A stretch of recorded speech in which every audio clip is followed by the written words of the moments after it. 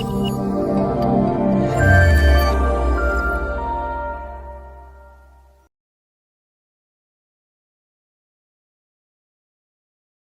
so we started off with this trend, which was about PMO communities of practice.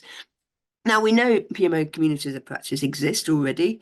We know that a lot of organizations use these more generally.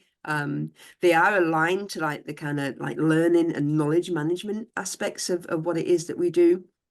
I think the thing here is about, if you're not looking at or don't have a PMO community of practice, so if you've got, a number of people, and it doesn't have to even be that you've got a big group of PMO people across a large organization.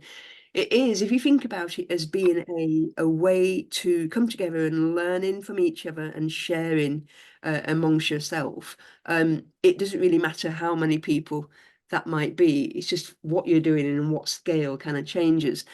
The reason why we put it as a trend, because these things already exist, is actually thinking about it in a deeper form. Is that it's not just about bringing people together. That's great. But in order for these kind of things to work, there are various, things that have to be in place.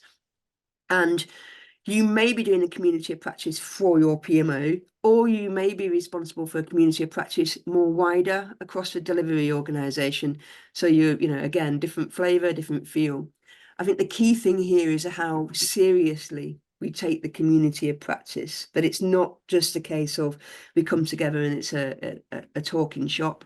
They're incredibly difficult to pull together and to keep the momentum and to keep it fresh and to carry on being able to get good stuff out of them. In fact, from the leading CIPD is the Chartered Institute for Personnel and Development.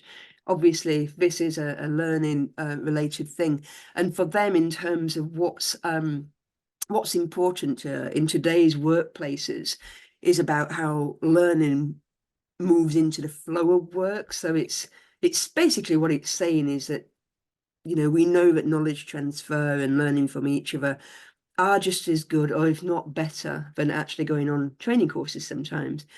I mean, you're actually putting some of this stuff into the flow of the working day. But also, it also means that the community of practice works really, really successfully when they are very much aligned with what people are doing on a day-to-day basis today. So they're aligned with the working practices that are happening. They're aligned in terms of we're having real struggles with certain areas at the minute, and therefore the community of practice can pick that up and work with that. It's all lots of different things. And I think, again, it is more, and it requires more learning and to how you pull these things together. We've been asked from House of PMO's point of view to get involved in a number of PMO's communities of practice, recognizing that sometimes external voices are good to come in and to bring another viewpoint and things like that. And I think sometimes, isn't it, Lindsay, it's the different mechanisms you can use. When we used to have, in the good old days, when we used to have a lot of face-to-face flash mob events, we always used to try and think of vehicles where people could interact and learn from each other. And that as well, to kind of think up new ones every time is a consistent activity that needs to be done for the group. Yeah. I think having been to a few of them, over the last probably, well, a few years, really getting invited to go and tell people about what's happening in the wider PMO world, and being able to observe how other organizations do it, I think there's always those little things like, how do you actually get people engaged and talking? It's actually really difficult when you get a room of people together that some of them have not met before, certainly because of the pandemic and people have been hired and never actually been in a room with their colleagues and stuff like that.